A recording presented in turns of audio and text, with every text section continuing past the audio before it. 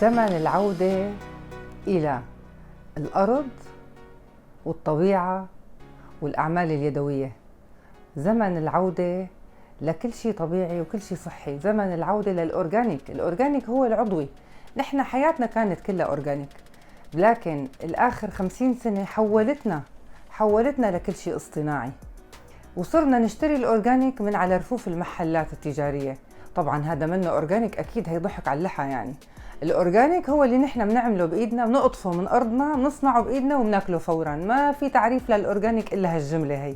هذا هو زمن العودة للأورجانيك. هذا هو زمن العودة للأكل الطبيعي الصحي اللي كانت تيتي تعمله. كنا نقطف، نجيب من المزرعة بندورة، نجيب من المزرعة نعملها رب البندورة على ضوء الشمس. كنا نجيب من مزرعة جدي البصل ونشفه ونعلقه على الحيطان البيت. منظره بياخد العقل هو والثوم، على فكرة هو معلق كتير حلو منظره. كنا نجيب الخيار نقطفه من الأرض ونعمله مخلل فورا من المزرعة تبع جدي. كنا نجيب من عندهم الحليب ونطلع منه القشطة وطالع منه ستي الجبنة. وهذا هو الزمن. كنا نجيب الطحين ونخبزه بالتنور. هذا هو الزمن العودة للأرض.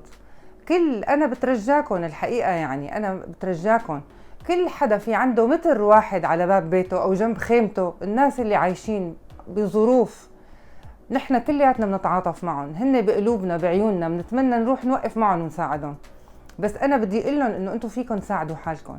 كل مين جنب بيته متر واحد بس بيقدر يزرعه، يطلع ويزرعه، يقلب الأرض ويزرع أي شيء بيقدر عليه. هذا زمن العودة للأرض.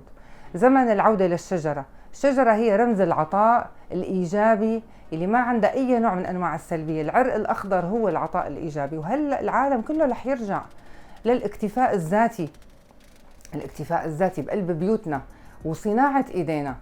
حيرجع العالم بالتدريج للشيء اللي هو رماه ورا ظهره وراح باتجاه المواد الاستهلاكية والكم الهائل اللي هو نحن بنشتري أشياء ما بدنا إياها، وبنشتري أشياء كان فينا نعملها. فينا نعمل خبز ببيتنا، ما في أسهل منه على فكرة. فينا نعمل كتير أشياء ببيوتنا، وفينا نزرع بندورة، باذنجان، فول، خيار.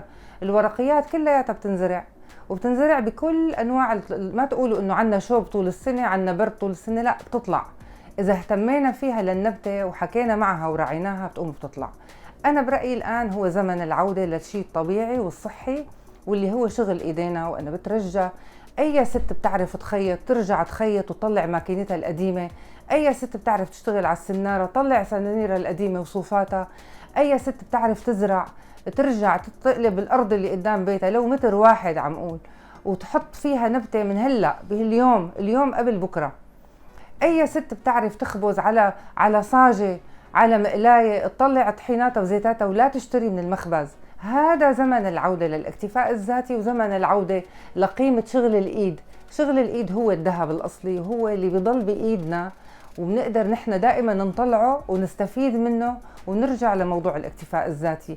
هذا هو زمن العودة للأورجانيك العضوي اللي بنشتغله نحن بإيدينا، ما بنشتريه من على رفوف المحلات.